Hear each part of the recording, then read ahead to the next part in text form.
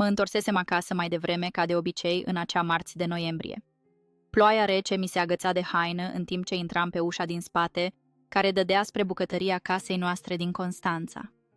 Luminile slabe de pe hol abia luminau calea, dar cunoșteam fiecare colț pe de rost. Domnea tăcerea, cu excepția unui murmur de voci care venea din sufragerie. M-am oprit pe hol, nu cu intenția de a spiona, ci pentru că ceva în tonul mamei mi-a înghețat sângele în vine. Părea epuizată, ca după nopțile de insomnie în care își făcea griji pentru fratele meu, Andrei. Ceea ce am auzit m-a lăsat mai rece decât ploaia care îmi uda pielea. Ea a avut mereu grijă de tine, spuse mama, cu o voce joasă, dar fermă. O să accepte. Apoi tăcere. Dar era o tăcere care striga adevărul. Atunci am înțeles ce se întâmpla. Fratele meu, Andrei, făcuse ceva grav, ceva serios, și se așteptau ca eu să iau vina asupra mea. Am dat înapoi încet, cu mintea în fierbere. După tot ce făcusem, ture duble la brutăria din cartier, renunțarea la studiile mele la Universitatea Ovidius, menținerea familiei unite după ce tata ne-a părăsit, ei plănuiau să mă ofere ca sacrificiu, pentru el. Pentru că întotdeauna fusesem cea de încredere, cea responsabilă, pentru că se gândeau că mă voi supune încă o dată. Dar ceva în mine s-a schimbat în acel moment. Nu mă voi supune. Nu de data asta. Ceasul din bucătărie arăta 9 când am decis în sfârșit să ies din ascunzătoare. M-am prefăcut că ajung în acel moment trântind ușa suficient de tare pentru a-mi anunța prezența. Vocile au amuțit instantaneu. Când am intrat în sufragerie, am găsit-o pe mama așezată pe canapeaua uzată moștenită de la bunica Silvia, cu mâinile încrucișate în poală, de parcă ar fi pozat pentru o fotografie veche. Andrei stătea în picioare lângă fereastră, privind spre luminile portului care străluceau în depărtare, umede de la briza constantă a orașului nostru. "Cum a fost la muncă, Elena?" întrebă mama cu o voce prea veselă, prea repetată. Am observat că evita să mă privească direct în ochi, aceiași ochi pe care îi moștenisem de la ea. "Obositor," am răspuns simplu, observând fiecare mișcare, fiecare gest, ca și cum aș fi studiat niște străini. "S-a întâmplat ceva?"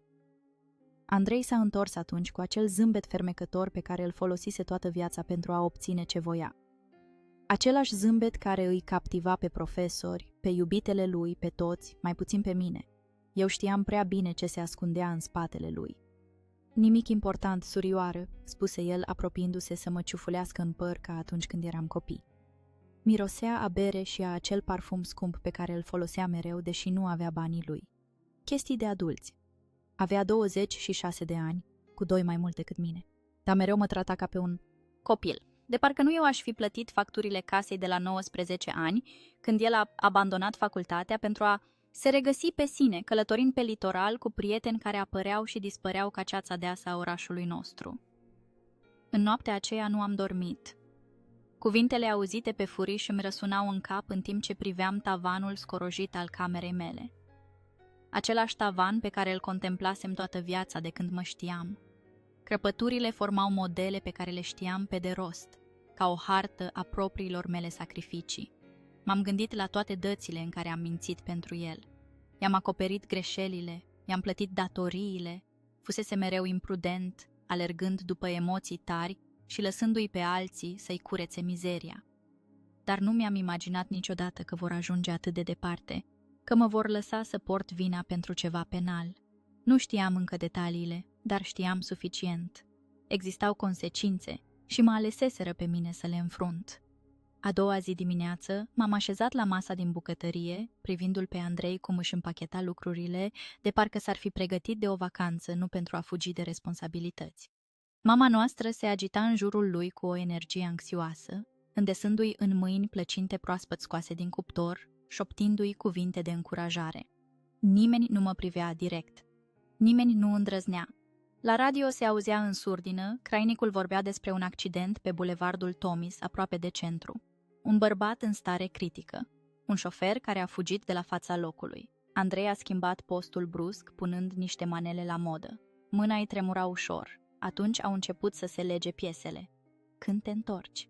am întrebat, rupând tăcerea tensionată care se instalase în bucătărie în ciuda muzicii vesele. În câteva săptămâni, a răspuns el vag, fără să mă privească. Trebuie să rezolv niște chestiuni la București. București, marele oraș, locul perfect pentru a te pierde când vrei să dispari. Mama a scăpat o farfurie în chiuvetă, zgomotul făcându-ne pe toți să tresărim. A adunat cioburile cu mâini tremurânde, murmurând o scuză inutilă. Am rămas tăcută, am observat, am înregistrat. Am început să adun piesele lipsă, dățile în care dispăruse, zvonurile, telefoanele ciudate. Dacă ei credeau că voi intra liniștită la închisoare pentru el, se înșelau amarnic. Tăcerea mea nu era supunere, era strategie. Am petrecut următoarele zile reconstituind mișcările recente ale lui Andrei. Nu a fost greu, fusese mereu neglijent. Chitanțe uitate în buzunarele gecilor, e-mail-uri lăsate deschise pe computerul pe care îl împărțeam, apeluri suspecte la miezul nopții. Vechiul Renault 12 moștenit de la unchiul nostru Iosif nu mai era în garaj și nimeni nu menționa absența lui. Mama mergea în fiecare dimineață la Biserica Sfântul Petru și Pavel, lucru pe care îl făcea doar atunci când avea nevoie să-și aline conștiința. O vedeam întorcându-se cu ochii roșii, strângând rozariul între degete de parcă ar fi fost un colac de salvare. Poate chiar era. În a treia zi după ce am auzit acea conversație, am profitat de faptul că amândoi plecaseră pentru a verifica camera lui Andrei. Sub salteaua lui am găsit un ziar local. Un articol era marcat cu cercuri nervoase de pix. Bărbat lovit de mașină în stare critică, șoferul a fugit. Se întâmplase pe bulevardul Tomis, aproape de locul unde Andrei se întâlnea de obicei cu prietenii săi să bea. Data coincidea cu noaptea în care a ajuns târziu acasă, agitat, cerând bani urgent pentru a repara mașina. Îi dădusem fără să întreb, ca întotdeauna. Am scos telefonul și am fotografiat articolul. Apoi am continuat să caut. În fundul dulapului său, ascunsă sub grămezi de haine murdare, am găsit o pungă de plastic cu un tricou pătat de sânge și un geam lateral spart. Stomacul mi s-a strâns în timp ce făceam mai multe fotografii, documentând fiecare dovadă. Piesele formau o imagine urâtă și de necontestat. Băuse, fugise de la fața locului. Și acum, cu câteva minciuni bine plasate și o mamă dispusă să-l protejeze cu orice preț, se pregătea să fugă din țară. Vorbiseră deja cu un avocat. Povestea era pregătită. Eu am împrumutat mașina lui. Eu am condus. Un moment de neatenție. Un accident. O mărturisire era tot ce aveau nevoie de la mine. În piața din cartier m-am așezat în fața fântânii unde ne jucam în copilărie. Soarele de după amiază scălda dealurile colorate ale Constanței în timp ce îmi trimiteam fișierele pe e-mail. Am făcut copii ale istoricului de navigare. Am făcut chiar și fotografii zgârieturilor și îndoiturilor pe care le-am găsit în garaj înainte ca mașina să dispară. Nu mă pregăteam doar să mă apăr, mă pregăteam de război. Din întâmplare, sau poate din destin, m-am întâlnit cu Radu, un vechi coleg de școală care acum lucra ca stagiar la secția de poliție locală. Ne-am salutat cu familiaritatea celor care au împărțit o copilărie întreagă, deși trecuseră ani de când nu mai vorbisem cu adevărat. Pari îngrijorată, Elena, a comentat el după ce am schimbat politețurile obligatorii. Beam o cafea la Pescăruș, un local mic cu vedere la mare unde turiștii ajungeau rar. Am ezitat, aburul cafelei formând spirale între noi. Ce știi despre accidentul de pe bulevardul Tomis? Expresia lui s-a schimbat. De ce întrebi? Curiozitate jurnalistică, am mințit, amintindu-mi de anii mei de studiu la comunicare înainte de a fi nevoită să renunț. Scriu niște cronici de cartier. Radu s-a uitat în jur înainte de a se apleca spre mine. E urâtă treaba. Bărbatul lovit este Nea Mihai, cel care avea magazinul de bricolaj lângă piață. Are familie, 3 copii. Mici, a făcut o pauză. E în comă, iar lașul care l-a lovit nici măcar nu a chemat o ambulanță. Am simțit cum cafeaua devine amară în gură. Nea Mihai. Îl cunoșteam, toți îl cunoșteam. Era omul care dădea dulciuri copiilor din cartier de Crăciun, cel care dădea materiale pe datorie când familiile nu puteau plăti imediat. Și Andrei îl lăsase zăcând în stradă, ca pe un gunoi. Aveți vreo pistă? Am întrebat, încercând să fac vocea să sune nonșalantă. Unii martori au văzut un Renault vechi, dar nimeni nu a notat numărul de înmatriculare, a oftat. Totuși, sunt camere în zonă. E o chestiune de timp. Timp. Exact ceea ce cumpăra Andrei cu fuga lui la București, ceea ce mama încerca să câștige pregătindu-mă pe mine ca țap ispășitor. În acea seară, în timp ce luam cina într-o tăcere incomodă, mama a adus în sfârșit vorba despre subiect. Fără să mă privească direct, a comentat, de parcă ar fi fost un lucru neînsemnat. Avocatul Popescu va veni mâine. Vrea să vorbească cu tine. Popescu. Același avocat care îl scosese pe Andrei din probleme când fusese reținut pentru conducere sub influența alcoolului acum 2 ani. Același care a aranjat lucrurile când a furat marfă din magazinul unde lucrase pentru scurt timp. De ce ar vrea să vorbească cu mine? Am întrebat, amestecând în tocănița din farfurie. Mama a lăsat tacâmurile jos. Mâinile ei, crăpate de ani de muncă grea, tremurau ușor. Știi de ce, Elena? Nu te preface că nu înțelegi. Am ridicat privirea. Pentru prima dată în zile, ochii noștri s-au întâlnit. Nu, mamă, explică-mi tu. Andrei a avut un accident, a murmurat ea, de parcă pereții ar fi putut auzi. Dar nu poate fi el cel care să răspundă pentru asta. Are antecedente, l-ar trimite la închisoare. Și pe mine nu? Tu ești mai tânără, a răspuns rapid. Prima abatere. Avocatul spune că probabil ți-ar da o sentință cu suspendare. Am 24 de ani, mamă, nu sunt minoră. Dar ești femeie, a insistat ea, ca și cum asta ar fi explicat totul. Judecătorii sunt mai indulgenți cu femeile. În plus, Andrei are o oportunitate la București. Un prieten i-a găsit de lucru la o firmă importantă. Ne-ar putea întreține pe toți. Am simțit un râs amar urcându-mi în gât. Câte oportunități avusese Andrei de-a lungul anilor, câte promisiuni de schimbare. De câte ori auzisem că de data asta va fi diferit. Și ce e cu Nea Mihai? Am întrebat. Ce e cu copiii lui? Mama a pălit. De unde știi că... Constanța e mică, mamă. Vestea se duce repede. S-a ridicat brusc, strângând farfuriile pe jumătate mâncate.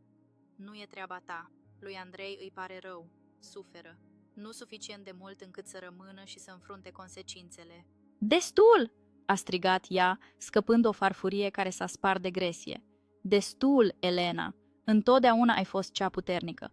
Întotdeauna ai fost cea responsabilă. Pentru o dată în viață, nu poți să-ți ajuți fratele fără să pui atâtea întrebări? Am privit-o fix, această femeie care mă crescuse, care mă învățase despre bine și rău, despre responsabilitate și onoare. Nu o mai recunoșteam. Sau poate pentru prima dată o vedeam cu adevărat. Nu, am răspuns simplu. Nu de data asta. Am ieșit din bucătărie lăsând-o să adune cioburile farfuriei sparte, o metaforă perfectă a familiei noastre. În camera mea am revăzut fotografiile pe care le făcusem, dovezile pe care le adunasem. Nu era doar pentru mine. Era pentru Nea Mihai, pentru copiii lui. Era pentru adevăr, pentru dreptatea pe care propria mea familie voia să o nege. În acea noapte am luat o decizie. Nu voi fi sacrificată de data asta. Nu voi purta vina pentru o crimă pe care nu am comis-o. Dacă Andrei voia să fugă. Dar nu mă va trage cu el. Nu mai. Am așteptat până în noaptea de dinaintea plecării lui. Avocatul Popescu venise în acea după-amiază, cu costumul său șifonat și geanta sa de piele uzată. Îmi explicase planul cu cuvinte atent alese. Nu a folosit niciodată termeni precum minciună sau mărturie falsă. A vorbit despre confuzie și versiuni alternative. Mi-a înmânat o hârtie cu o declarație deja pregătită. Trebuia doar să o semnez. Este cel mai bine pentru toată lumea, spusese el, ochii lui evitându-i pe ai mei. Fratele tău are un viitor strălucit. Ar fi păcat să-l irosească pentru un accident nefericit. Nu am semnat nimic. I-am spus că am nevoie de timp să mă gândesc. O noapte am cerut. Doar o noapte. Popescu nu a fost mulțumit, dar a acceptat. Mama m-a privit cu un amestec de speranță și teamă. Credea că iau în considerare propunerea ei. În realitate îmi plănuiam contraatacul. Când ceasul a bătut 11, mama era în bucătărie, prefăcându-se că gătește, deși nimănui nu era foame. Andrei stătea întins pe canapea, navigând pe telefon de parcă nimic nu ar conta. M-am oprit în ușa sufrageriei și le-am spus că știu totul. Fiecare minciună, fiecare pas pe care l-au făcut pentru a îngropa adevărul. Mama a pălit, mâinile îi tremurau. Andrei a râs la început, dar râsul i-a murit repede când am început să enumăr dovezile. Date, nume, urme digitale. Am văzut panica strecurându-se în ochii lui. I-am spus că nu voi merge la închisoare pentru el. Nu după tot ce făcusem. Niciodată. Mă subestimaseră. Ce naiba vorbești, Elena? Andrei s-a ridicat, apropiindu-se cu acea postură intimidantă pe care o folosea când simțea că pierde controlul. Invenți prostii. Inventez? Am scos telefonul și i-am arătat fotografiile cu hainele însângerate, cu parbrizul spart, cu actele de vânzare grăbită a mașinii. Explică-mi asta atunci. Fața lui s-a albit. În spatele lui mama se sprijinise de perete, de parcă picioarele nu o mai puteau susține. Mi-ai umblat prin lucruri, a acuzat Andrei, vocea tremurându-i între furie și frică. Asta e violarea vieții private. Viață privată? Aproape am râs. Ești îngrijorat de viața ta privată în timp ce mă pregătești să merg la închisoare pentru tine? În timp ce Nea Mihai e în comă, luptându-se pentru viața lui? A fost un accident, a intervenit mama, vocea ei abia un murmur. Andrei n-a vrut să rănească pe nimeni. Dar a făcut-o, mamă, și apoi a fugit. Și acum vrea ca eu să plătesc pentru asta? Atunci a venit explozia. Țipetele, mama implorând, Andrei înjurând, acuzații aruncate ca niște cuțite. Dar nu am ezitat, le-am spus că am contactat deja pe cineva, că dacă eu cad, cade și el. Frica de pe fețele lor mi-a spus că în sfârșit mă credeau. Nu mai eram îngrijitoarea tăcută. Eram martorul și terminasem să-l protejez. Pe cine ai contactat? A întrebat Andrei, vocea lui periculos de joasă. Asta nu contează. S-a apropiat mai mult, răsuflarea lui fierbinte pe fața mea. Spune-mi pe cine ai contactat, la naiba. Nu am dat înapoi. Pe cineva care este dispus să asculte adevărul. Pe cineva căruia îi pasă de justiție. Ochii lui s-au îngustat. Pentru un moment teribil am crezut că o să mă lovească. Nu o făcuse niciodată înainte, dar exista o primă dată pentru orice. În schimb, s-a întors brusc și a lovit măsuța de cafea, trimițând reviste și cești pe jos. Ce porcărie!" a strigat el. Ar trebui să fii sora mea, ar trebui să fii de partea mea. Și tu unde erai când a trebuit să renunț la facultate pentru că nu puteam plăti 2 taxe? Unde erai când lucram ture duble pentru a întreține casa asta? De ce parte erai atunci?" Mama s-a interpus între noi, cu mâinile întinse de parcă ar fi putut conține fizic furia noastră. Vă rog, copii, suntem o familie. Putem rezolva asta împreună." Nu, mamă, am spus, simțind un calm ciudat în ciuda haosului. Asta nu se mai poate rezolva, cel puțin nu așa cum vrei tu. Am petrecut noaptea trează, așteptând ceva. Un atac din partea lui Andrei, poate. O altă rugăminte disperată din partea mamei. Dar casa a rămas tăcută după confruntarea noastră. O tăcere densă, încărcată de trădare și frică. La 4 dimineața am auzit ușa principală deschizându-se și închizându-se încet. M-am uitat pe fereastră exact la timp pentru a-l vedea pe Andrei urcând într-un taxi cu o valiză. Pleca. Nu la București bănuiam, ci mult mai departe. Am simțit un nod în gât, un amestec de ușurare și tristețe pe care nu-l puteam numi. Dimineața Andrei plecase, fără să-și ia rămas bun. Doar o valiză pe jumătate goală, abandonată și un miros persistent al parfumului său pe hol. Mama stătea la masă, privind fix într-o ceașcă de ceai rece. Nu vorbea. Nu am întrebat unde a plecat, nu mai conta. În acea după-amiază am mers la secția de poliție. Nu am predat toate dovezile, doar suficiente. Suficient pentru a demonstra că nu am fost eu la volan. Suficient pentru a devia suspiciunea înapoi acolo unde îi era locul. Am dat o declarație, calm și clar. Am lăsat faptele să vorbească. Au deschis o anchetă. Nu eram încă complet liberă, dar preluasem controlul asupra narațiunii. Când am ieșit din secția de poliție, soarele apunea peste golf, pictând cerul în portocaliu și roz. Dealurile Constanței păreau să ardă, casele colorate strălucind ca niște bijuterii pe cerul serii. Era frumos, în ciuda a tot, în ciuda durerii. Radu mă aștepta afară, fața lui un amestec de îngrijorare și admirație. "Ești bine?" a întrebat. "Nu," am răspuns sincer, "dar voi fi."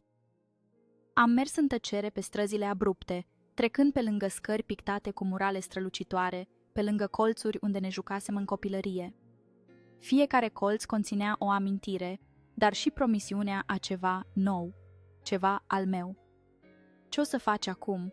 a întrebat el în cele din urmă. M-am gândit la mama, singură în acea casă plină de fantome.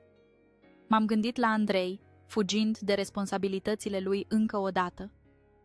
M-am gândit la Nea Mihai, luptându-se pentru viața lui într-un pat de spital. "Voi trăi," am răspuns simplu, "după propriile mele reguli, pentru prima dată." În noaptea aceea am dormit pentru prima dată în zile. Mă simțeam goală, dar era un fel de gol curat. Rupsesem ciclul, mă alesesem pe mine. Pentru o dată, nu eu eram cea care curăța mizeria. Nu eram scutul, nu eram țapul ispășitor. Eram doar eu și asta era suficient. Săptămânile au trecut. Ancheta se desfășura în tăcere, dar constant. Mama nu mă mai privea în ochi. Casa era plină de tăcere acum, densă și acuzatoare. Am rămas pentru că nu aveam unde să merg, dar legătura dintre noi se rupsese iremediabil. Mi-am găsit de lucru la o librărie din centru. Mergeam mult pe jos. Mă gândeam să plec, să încep din nou undeva nou, dar o parte din mine avea nevoie să asiste la final, să vadă până unde va ajunge adevărul. În cele din urmă, numele lui Andrei a apărut la știri. Un mandat de arestare internațional, Interpol, devenise un fugar și lumea îl vedea în sfârșit pentru ceea ce era. Nu am sărbătorit niciodată, nu m-am simțit victorioasă, dar m-am simțit din nou reală, ca o persoană cu greutate, voce și limite.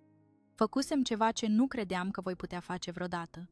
Mă pusesem pe primul loc, supraviețuisem trădării lor și rescrisem finalul pe care îl plănuiseră pentru mine. Și nimeni nu mi va mai scrie vreodată povestea în locul meu. Luna de după plecarea lui Andrei a trecut într-un limb ciudat. Casa care fusese întotdeauna mică părea acum imensă, plină de spații goale care răsunau de tăcere. Mama se mișca ca o fantomă pe holuri, pregătind mese pe care nimeni nu le mânca, curățând colțuri care erau deja curate. Modul ei de a face față durerii fusese întotdeauna acesta, să-și țină mâinile ocupate, să evite conversațiile dificile. Nea Mihai s-a trezit din comă la 3 săptămâni după accident. Vestea s-a răspândit prin Constanța ca focul. Am aflat de la Gloria, o clientă fidelă a librăriei unde lucram acum. "Un miracol," a spus ea, în timp ce răsfoia o carte de Garcia Marquez. Deși medicii spun că nu va mai merge niciodată, am simțit o greutate familiară așezându-se în piept. "Nu era vina mea," îmi repetam constant. "Nu eu condusesem în acea noapte. Nu eu fugisem." Dar vina are moduri ciudate de a se infiltra în cele mai înguste spații ale sufletului, ca briza mării care se strecoară în fiecare după-amiază prin crăpăturile ferestrelor din Constanța. Într-o după-amiază, după tura mea la librărie, m-am trezit mergând spre spitalul județean. Nu plănuisem să merg acolo, pur și simplu picioarele m-au dus. Recepționera m-a privit cu curiozitate când am întrebat de Mihai Popa. "Sunteți rudă?" a întrebat ea, studiindu-mă peste ochelari. "Nu," am răspuns sincer, "doar o vecină îngrijorată." Mi-a indicat salonul 307. Am urcat scările încet, cu inima bătându-mi în piept. Ce aveam de gând să-i spun? De ce eram acolo cu adevărat? Când am ajuns la ușa lui, era întredeschisă. Am tras cu ochiul cu prudență. Nea Mihai stătea pe pat, privind pe fereastră spre port. Părea mai slab, mai fragil decât mi-l aminteam. Soția lui Carmen era lângă el, curățând un măr cu mișcări precise. Cei 3 copii ai lor se jucau în liniște într-un colț al camerei. Nu am intrat. Nu am putut. Am rămas acolo observând această scenă intimă a unei familii rănite, dar unite. o familie pe care Andrei o distrusese și care acum încerca să se refacă. M-am întors și am plecat cu lacrimile arzându-mi ochii. La secția de poliție, ancheta își urma cursul. Radu mă ținea la curent, deși tehnic nu ar fi trebuit să o facă. Au găsit mașina, mi-a spus într-o după-amiază, în timp ce beam o cafea în piață. Au abandonat-o la Eforie Nord, procesează dovezile. Și Andrei? Am întrebat, incapabilă să mă abțin. Radu a clătinat din cap. Nimic încă, dar au emis o alertă. E o chestiune de timp. Timp. Întotdeauna era o chestiune de timp. Timpul pe care l-ar lua să-l găsească pe fratele meu. Timpul pe care l-ar lua mamei mele să mă ierte, dacă o va face vreodată. Timpul de care ar avea nevoie Nea Mihai pentru a se adapta la o viață într-un scaun cu rotile. În acea noapte când m-am întors acasă, am găsit-o pe mama așezată pe canapea, privind fotografii vechi de familie. M-am așezat lângă ea fără să spun nimic. Timp de aproape o oră am stat așa într-o tăcere care era în același timp un abis și un pod. A sunat azi dimineață, a spus ea în cele din urmă cu vocea răgușită, de parcă nu ar fi folosit-o de zile întregi. Andrei, e în Argentina. Ceva s-a strâns în mine. Ce a spus? Că îi pare rău, că ne va trimite bani. A scăpat un râs amar. De parcă banii ar putea repara asta. I-ai spus despre declarația mea? Mâinile ei s-au oprit deasupra unei fotografii în care Andrei și cu mine, încă copii, zâmbeam de pe plaja din Mamaia. Da, a spus că înțelege. Nu am știut ce să răspund la asta. Chiar înțelegea? Sau era doar o altă minciună de-a lui, un alt mod de a manipula situația? Ai făcut ceea ce trebuia? A murmurat mama, atât de încet încât abia am auzit-o. Nu ar fi trebuit să-ți cer să duci povara asta. Cuvintele m-au lovit ca un val neașteptat. Timp de săptămâni așteptasem furia ei, resentimentele ei, orice altceva în afară de asta. Am simțit cum ceva se dezleagă în mine, un nod care mă strânsese de la acea noapte ploioasă. Îmi pare rău, a spus ea, întorcându-se să mă privească direct pentru prima dată în săptămâni. Ochii ei, atât de asemănători cu ai mei, erau plini de lacrimi. Îmi pare atât de rău, Elena, te-am dezamăgit ca mamă. Am îmbrățișat-o atunci, simțind corpul ei fragil tremurând lângă al meu. Mirosea a lavandă și a cafea a acasă. Amândoi m-ați dezamăgit, am spus încet, dar m-am dezamăgit și pe mine, permițând ca acest lucru să se întâmple atât de mult timp. În acea noapte am vorbit până în zori, nu doar despre accident, ci despre ani de tipare dăunătoare, de sacrificii inegale, de o dragoste maternă care avusese întotdeauna două măsuri. Nu au fost conversații ușoare, au fost lacrimi, reproșuri, mărturisiri dureroase, dar a existat și, pentru prima dată, onestitate. A doua zi dimineață, când soarele începea să răsară peste dealuri, mă simțeam epuizată, dar ciudat de ușoară. Ca și cum aș fi lăsat o povară grea la jumătatea drumului. Mama a pregătit cafeaua, prima noastră rutină împărtășită în săptămâni. Am sorbit în tăcere, privind cum orașul se trezea sub noi. Vreau să-l vizitez pe Nea Mihai, a spus ea brusc. Vreau să-i ofer ajutorul meu, orice ar avea nevoie. Am privit-o surprinsă. Ești sigură? Ar putea să te recunoască drept mama lui.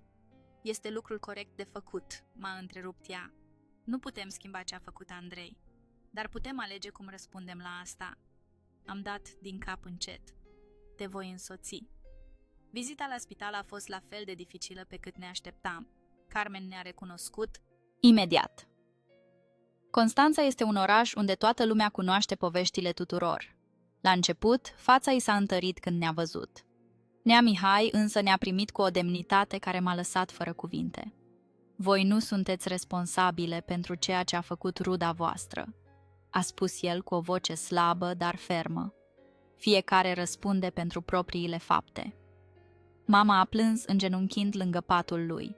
Eu am rămas în picioare, incapabilă să scot un cuvânt. Generozitatea acelui om era ca o oglindă care reflecta propria noastră meschinărie, complicitatea noastră în ani de mușamalizări și scuze. Când am ieșit din spital, ne-am oprit pe faleza cazinoului. Orașul se întindea sub noi, un mozaic de case colorate, agățate de dealuri, marea imensă întinzându-se spre un orizont infinit. Am rămas acolo mult timp, într-o tăcere care nu mai durea atât de mult. Crezi că se va întoarce vreodată?" a întrebat mama în cele din urmă. Știam că se referă la Andrei. Nu știu, am răspuns sincer. Dar dacă o va face, va trebui să fie diferit, pentru noi toți. 2 zile mai târziu am primit un telefon de la secția de poliție. Voiau să identifice niște bunuri găsite în mașina abandonată. În timp ce mergeam spre secție, m-am gândit cum un singur moment poate bifurca viața într-un înainte și un după. Cum deciziile pe care le luăm sau pe care evităm să le luăm pot determina nu doar destinul nostru, ci și pe al celor din jurul nostru. Ofițerul Popescu mi-a arătat o cutie cu obiecte personale. Geaca preferată a lui Andrei, portofelul lui gol, un pandantiv pe care îl dăruise bunica noastră. Obiecte cotidiene care acum păreau relicve dintr-o viață anterioară. Am confirmat că îi aparțineau fratelui meu cu un nod în gât. Vreo veste despre unde se află? Am întrebat. Popescu a clătinat din cap. Ultima pistă îl plasează trecând în Moldova, dar urma se pierde repede. A făcut o pauză. Știți? Ați făcut ceea ce trebuia venind să depuneți mărturie. Nu mulți ar avea acest curaj. Nu mă simțeam curajoasă. Mă simțeam obosită, tristă, dar și într-un fel împăcată.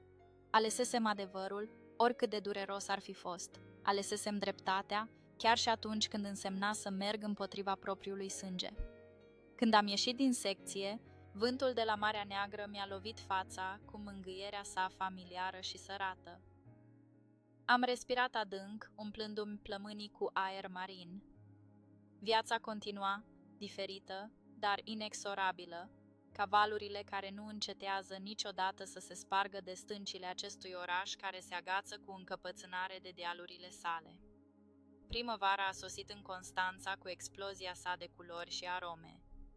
Jacaranda a înflorit în piața Ovidiu, acoperind pământul cu un covor violet care foșnea sub picioarele mele în fiecare dimineață în drum spre muncă. Librăria devenise refugiul meu, o lume ordonată de rafturi și cataloage, unde fiecare lucru avea locul său, atât de diferită de haosul care fusese viața mea de familie. Domnul Ștefan, proprietarul, îmi dăduse mai multe responsabilități. Acum organizam mici evenimente literare vinerea după amiaza. Scriitorii locali, studenți și turiști rătăciți se adunau printre cărți vechi și cafea proaspăt făcută pentru a vorbi despre Eminescu, Blaga sau noile talente emergente. Îmi plăcea să-i ascult discutând cu pasiune despre metafore și structuri narrative, în timp ce eu aranjam în tăcere scaunele sau serveam mai multă cafea. Era ca și cum aș fi observat o viață alternativă, cea pe care aș fi putut-o avea dacă mi-aș fi terminat studiile. Trecuseră 3 luni de la plecarea lui Andrei. Cazul era încă deschis, dar urgența inițială se estompase, așa cum se întâmplă cu toate știrile. Alte accidente, alte crime, alte povești ocupaseră primele pagini ale ziarului local. Viața orașului își urma cursul imperturbabil. Într-o după-amiază, în timp ce aranjam un nou lot de cărți în secțiunea de poezie, Radu a apărut în librărie. Vizita lui nu era neobișnuită. De la reconectarea noastră, devenise un client fidel, deși bănuiam că venea mai mult pentru conversații decât pentru cărți. Am vești, a spus el după saluturile obișnuite. Era ceva în expresia lui, un amestec de nervozitate și anticipare care m-a pus în alertă. Ne-am așezat pe mica terasă din spatele librăriei, unde domnul Ștefan instalase câteva mese pentru cititorii care preferau aerul liber. Portul se întindea sub noi, cargourile ca niște jucării minuscule în depărtare. L-au localizat pe Andrei, a spus Radu fără ocolișuri. E în Italia, lângă Como. Autoritățile italiene îl supraveghează, așteptând ordinul de extradare. Am simțit cum aerul se îngroașă în jurul meu. Timp de luni de zile îmi imaginasem acest moment, dar acum că sosise, nu știam cum să mă simt. Când îl vor aduce? Asta depinde de birocrație. Ar putea fi o săptămână, ar putea fi o lună. A făcut o pauză. Dar îl vor aduce, Elena, și va trebui să se confrunte cu un proces. Am dat din cap încet, procesând informația. Cum i-au aflat locația? Radu a zâmbit ușor. Se pare că Andrei al nostru nu a putut rezista tentației de a se lăuda pe rețelele de socializare. A postat fotografii la schi pe pârtiile din Alpi. Nu e cel mai inteligent fugar din lume. Aproape am râs. Era atât de tipic pentru fratele meu, chiar și fugind de justiție, avea nevoie de validare constantă, de like-uri, de comentarii admirative. Vanitatea lui fusese întotdeauna punctul său slab. I-ai spus mamei? Am întrebat. Radu a clătinat din cap. Asta îți revine ție. În acea seară la cină i-am povestit mamei despre capturarea iminentă a lui Andrei. Mă așteptam la lacrimi, poate la furie, dar ea a dat pur și simplu din cap, de parcă ar fi așteptat această veste de mult timp. Este cel mai bine, a spus ea în cele din urmă, punându-și mai multă salată. Trebuie să înfrunte consecințele faptelor sale. Toți trebuie să o facem. În ultimele luni, mama se schimbase. Începuse să lucreze ca voluntar la un program de recuperare fizică, ajutând oameni ca Nea Mihai să se adapteze la noile lor circumstanțe. De 3 ori pe săptămână se întorcea acasă obosită, dar cu o sclipire în ochi pe care nu o mai văzusem de ani de zile. Își găsea un scop dincolo de a fi mama sacrificată a unui fiu problematic. M-am gândit, am spus, jucându-mă cu furculița. Vreau să mă întorc la facultate, să-mi termin studiile. Mama a ridicat privirea, surprinsă. Serios? Dar cum am plăti? Pot continua să lucrez part-time la librărie și există burse pentru studenții care își reiau studiile. Am tras aer în piept. În plus, domnul Ștefan mi-a oferit să-mi publice câteva poezii într-o antologie pe care o pregătește. Ar fi puțin bani, dar e ceva. Scrii poezie? Surpriza din vocea ei m-a durut puțin. Erau atât de multe lucruri pe care nu le știa despre mine, atât de multe aspecte ale vieții mele care fuseseră eclipsate de drama constantă din jurul lui Andrei. De ani de zile, am răspuns simplu. În acea noapte i-am arătat caietele mele, poezii scrise pe marginile cărților, pe șervețele de la cafenea, pe spatele chitanțelor, mici fragmente din sufletul meu pe care le păstrasem în secret. Le-a citit în tăcere, paginile foșnind sub degetele ei. Sunt frumoase, Elena, a spus ea în cele din urmă, cu o voce care părea să vină de foarte departe. Habar n-aveam că ai acest talent. Sunt multe lucruri pe care nu le știi despre mine, am răspuns, fără reproș, doar constatând un fapt. Săptămâna următoare am mers la Universitatea Ovidius să mă informez despre cerințele pentru a-mi relua studiile de jurnalism. Campusul era la fel ca atunci când l-am părăsit. Aceleași grădini bine îngrijite, aceiași studenți grăbiți cărând cărți și vise. M-am simțit ciudat de ne la locul meu, ca și cum aș fi îmbătrânit cu decenii, nu cu ani. La biroul de admiteri, o funcționară mi-a revizuit dosarul cu o expresie neutră. Ai note bune, a comentat. De ce ai renunțat? Probleme de familie, am răspuns, răspunsul repetat ani de zile. Dar acum pot să mă întorc. Am plecat de acolo cu formulare și termene limită, cu promisiunea tentantă a unei reveniri. În timp ce așteptam liftul, mi-am văzut reflexia în ușile metalice. O femeie tânără cu ochi obosiți și o nouă determinare în postură. Nu mai eram aceeași care părăsise această universitate cu 3 ani în urmă. În drum spre casă, m-am oprit la spital. Vizitele la Nea Mihai deveniseră o rutină. Uneori mergeam singură, alteori cu mama. Astăzi l-am găsit în sala de kinetoterapie, luptându-se să-și miște picioarele cu ajutorul barelor paralele. Elena! A exclamat el când m-a văzut, cu sudoarea și roindu-i pe frunte de la efort. Ajungi exact la timp să mă vezi făcând primii pași ca un bebeluș neîndemânatic. M-a surprins buna lui dispoziție, capacitatea sa de a glumi pe seama stării sale. Carmen îmi explicase că medicii nu se așteptau să mai meargă vreodată, dar Nea Mihai refuza să accepte acest prognostic. E mai încăpățânat ca un catâr bătrân, spusese ea cu un amestec de exasperare și admirație. M-am așezat să-i observ ședința, minunându-mă de determinarea lui. Fiecare centimetru câștigat era o bătălie, fiecare mișcare, o victorie împotriva sorților. Când a terminat, epuizat, dar zâmbitor, m-am apropiat să-l ajut cu scaunul. Am vești, i-am spus în timp ce îl însoțeam înapoi în salon. Îl vor aduce pe fratele meu. Va avea un proces. Nea Mihai a dat din cap încet. Cum te simți în legătură cu asta? Întrebarea m-a luat prin surprindere. Nimeni nu se îngrijorase de sentimentele mele în această privință. Ușurată, am răspuns după un moment de reflecție. Și tristă, și puțin speriată. E normal, a spus el, bătându-mi pe mână. Sentimentele complicate sunt cele mai oneste. În acea noapte am scris o nouă poezie. Nu despre Andrei, nici despre trădare, ci despre recuperare. Despre cum rănile devin cicatrici și cicatricile devin povești. Despre cum învățăm să mergem din nou, la propriu sau la figurat, după ce am căzut. Arestarea lui Andrei a avut loc o săptămână mai târziu. Vestea a venit printr-un apel telefonic de la parchet.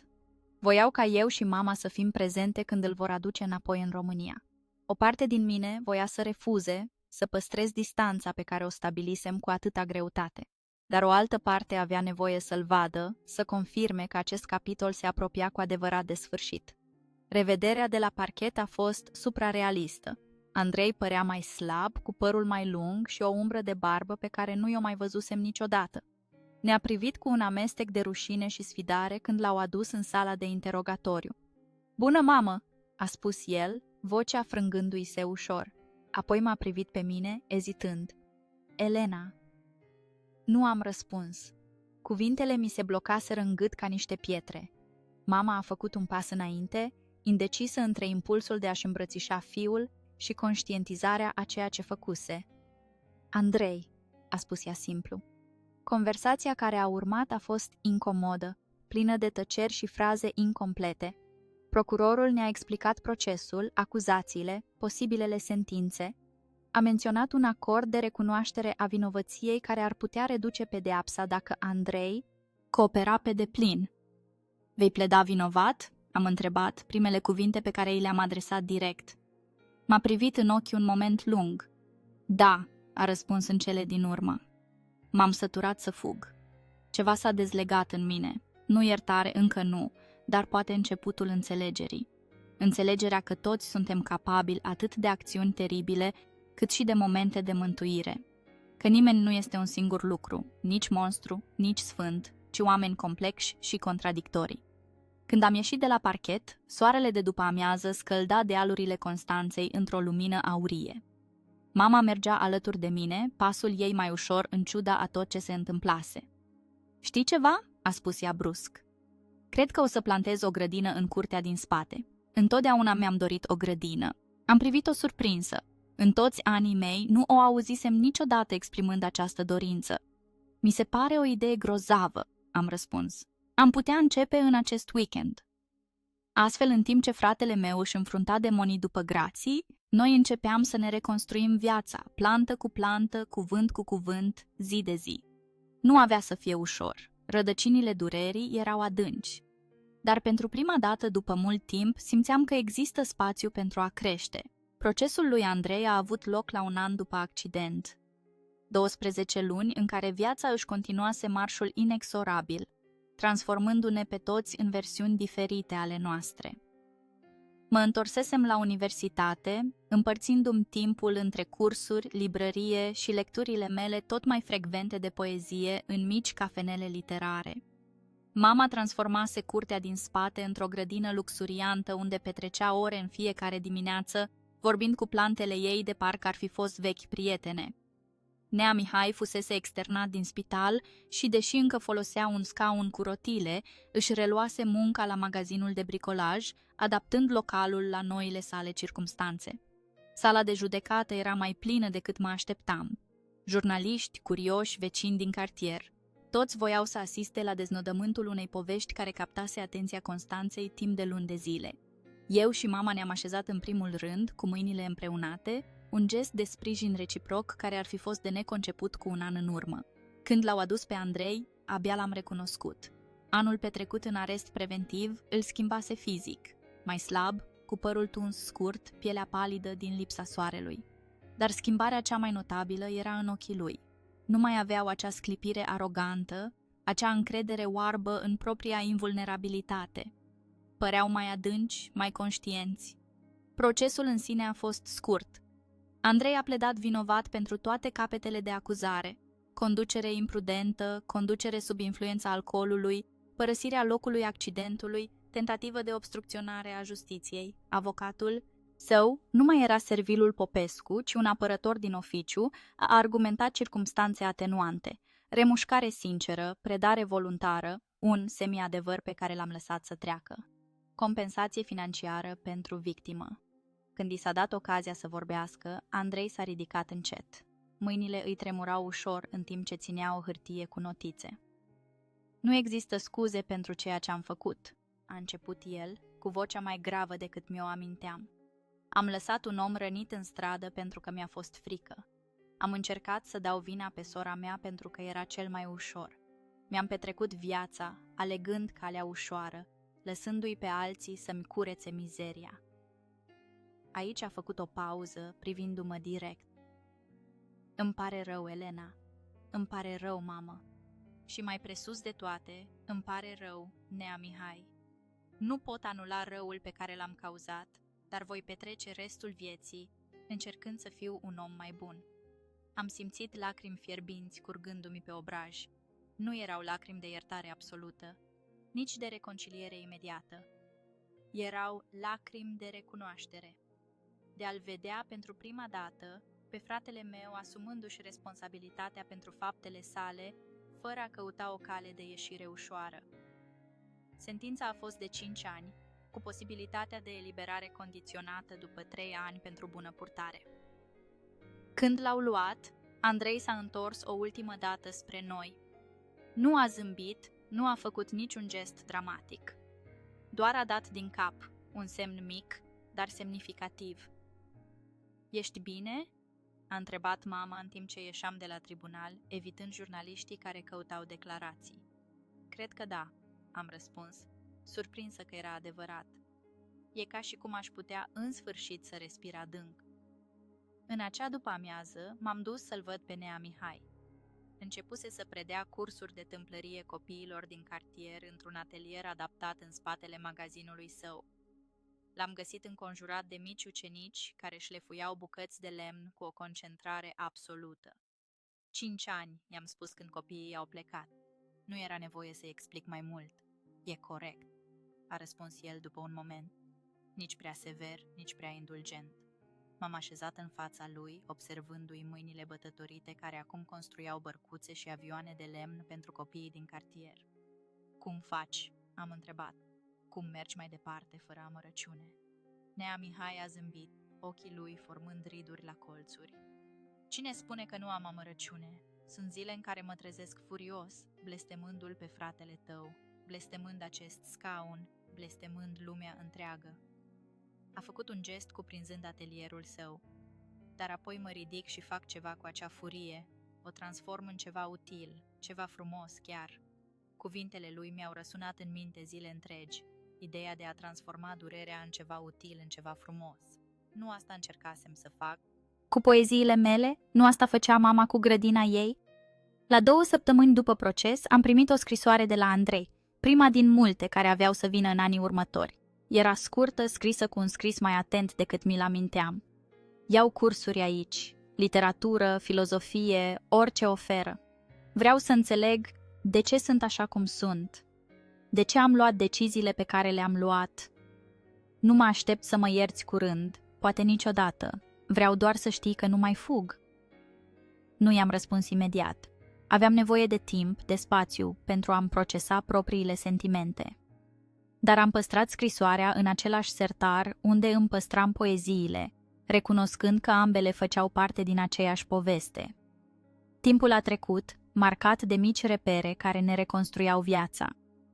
Primul meu articol publicat în revista culturală a universității.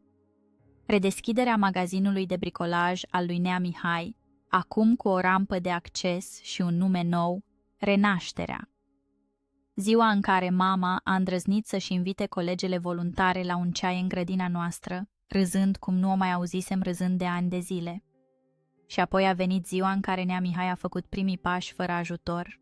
A fost în timpul petrecerii de anul nou, la aproape 2 ani după accident. Toți ne-am ținut respirația când s-a ridicat încet din scaun, sprijinindu-se mai întâi pe cârje și apoi, cu o determinare feroce, făcând 3 pași fără niciun sprijin. Curtea a explodat în aplauze și lacrimi. Carmen plângea în hohote în timp ce copiii ei săreau de bucurie. Am strâns mâna mamei, simțind cum tremură cu un amestec de bucurie și vină persistentă. "E un miracol!" a șoptit cineva. "Nu!" a răspuns nea Mihai, gâfâind de efort, dar zâmbind. "E muncă grea, multă muncă grea." În acea noapte, în timp ce focurile de artificii luminau golful Constanței, i-am scris lui Andrei pentru prima dată. Nu a fost o scrisoare de iertare absolută, asta avea să vină mult mai târziu. A fost o scrisoare de recunoaștere. I-am povestit despre pașii lui nea Mihai, despre întoarcerea mea la facultate, despre grădina mamei. I-am vorbit despre transformarea durerii în ceva util, în ceva frumos. În lunile următoare, corespondența noastră a devenit regulată, îmi povestea despre cursurile lui, despre reflexiile lui, despre muncile pe care le făcea în închisoare. Eu îi povesteam despre viața de afară, fără a îndulci realitatea sau a o încărca de reproșuri. Încetul cu încetul, scrisoare cu scrisoare, reconstruiam nu relația pe care o avusesem, ci una nouă, bazată pe adevăr. Mama a început să-l viziteze lunar. La început se întorcea de la aceste vizite epuizată emoțional, cu ochii umflați de la atâta plâns. Cu timpul se întorcea mai senină, uneori chiar animată. "Se schimbă cu adevărat," îmi spunea. "Nu doar vorbe, fapte." 3 ani după proces, Andrei a obținut eliberarea condiționată pentru bună purtare. Am primit vestea cu un amestec de anxietate și speranță. Eram pregătite să-l vedem liber? Era el pregătit să înfrunte o lume în care ar fi cunoscut ca omul care l-a lovit pe nea Mihai și a fugit? În ziua eliberării sale, eu și mama l-am așteptat în fața închisorii. Când a ieșit, cărând un mic rucsac cu bunurile sale, am simțit un nod în gât. Nu mai era băiatul arogant pe care mi-l aminteam, dar nici nu era un străin. Era cineva nou, cineva în proces, la fel ca noi toți. "Bună!" a spus el simplu, neștiind dacă ar trebui să ne îmbrățișeze sau să păstreze distanța. Mama a făcut primul pas, strângându-l într-o îmbrățișare lungă și tăcută. Eu am stat puțin deoparte, dar i-am oferit mâna. A luat-o cu grijă, ca și cum ar fi atins ceva prețios și fragil. "Bine ai venit," am spus. Nu s-a mutat înapoi cu noi. Și-a găsit un apartament mic lângă port și un loc de muncă într-un atelier de tâmplărie. Ironiile vieții. Învățase meseria în închisoare și acum lucra cu lemnul, la fel ca nea Mihai. În fiecare duminică venea la prânz la noi. La început, conversațiile erau tensionate, pline de subiecte sigure și neutre. Cu timpul, am început să vorbim despre lucruri mai profunde, regrete, frici, speranțe. La 6 luni după eliberarea sa, Andrei m-a rugat să-l însoțesc undeva. Nu mi-a spus unde mergem, dar am știut când am luat autobuzul spre cartierul lui nea Mihai. Stomacul mi s-a contractat de anxietate. "Ești sigur de asta?" am întrebat în timp ce mergeam pe străzi familiare. "Nu," a recunoscut el, "dar este necesar." Magazinul Renașterea era plin de clienți în acea după-amiază. Nea Mihai, acum capabil să meargă distanțe scurte cu un baston, era la casă, în timp ce fiii săi mai mari ajutau clienții. A rămas nemișcat când l-a văzut pe Andrei intrând, recunoașterea instantanee în ochii lui. Tăcerea a căzut peste magazin ca o pătură grea. Clienții, simțind tensiunea, s-au dat la o parte discret. Andrei a înaintat încet până la teșghea, corpul său rigid de nervozitate. "Domnule Mihai," a spus el, cu vocea abia auzită, "am venit să vă cer iertare în persoană și să vă ofer serviciile mele dacă le acceptați. Sunt tâmplar acum." Timpul a părut să stea în loc, în timp ce nea Mihai îl studia pe fratele meu, privirea lui intensă și indescifrabilă. În cele din urmă și-a întins mâna peste teșghea. "Atelierul din spate are nevoie de încă o pereche de mâini," a spus el simplu. "Copiii din cartier îi înnebunesc pe fiii mei cu atâtea comenzi de jucării." Am văzut lacrimile reținute în ochii lui Andrei, în timp ce strângea mâna lui Nea Mihai. Nu era un final fericit de basm, era ceva mai real, mai dificil, mai valoros, un nou început construit pe ruinele trecutului. În acea noapte, în timp ce ne întorceam spre casă sub cerul înstelat al Constanței, am simțit cum ceva se așează în mine. Nu uitare, nu ștergerea cu buretele, ci acceptare. Acceptarea că oamenii se pot schimba, că rănile se pot vindeca, chiar dacă lasă cicatrici, că poveștile nu se termină întotdeauna cum ne așteptăm, dar se pot termina cum avem nevoie. Mulțumesc că ai venit cu mine azi, a spus Andrei în timp ce ne luam la revedere în fața blocului său. Suntem o familie, am răspuns, surprinzându-mă pe mine însămi cu aceste cuvinte. O familie complicată, imperfectă, dar o familie până la urmă. În acea primăvară am publicat prima mea carte de poezii. Am intitulat-o După cenușă. În dedicație am scris: pentru toți cei care au învățat să meargă din nou. Era modul meu de a onora nu doar propria mea călătorie, ci pe a noastră, a tuturor, a mamei, a lui Nea Mihai, chiar și a lui Andrei. Toți căzuserăm, toți trebuiserăm să învățăm să ne ridicăm din nou.